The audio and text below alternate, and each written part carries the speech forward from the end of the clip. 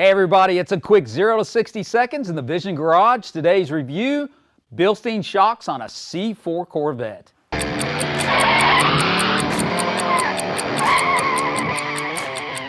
Okay guys, I really wanted this selector ride system, the FX3, to work on this Corvette. I went through a lot of trouble. It is a rabbit hole. Watching this video, you know exactly what I'm talking about.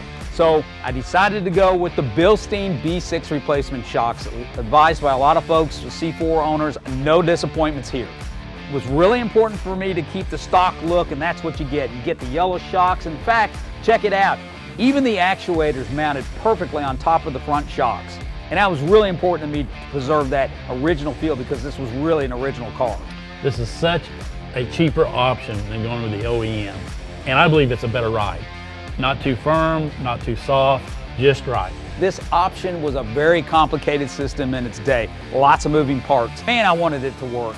But going down that rabbit hole I started, I just decided to go ahead and replace the system with these Bilstein V6s.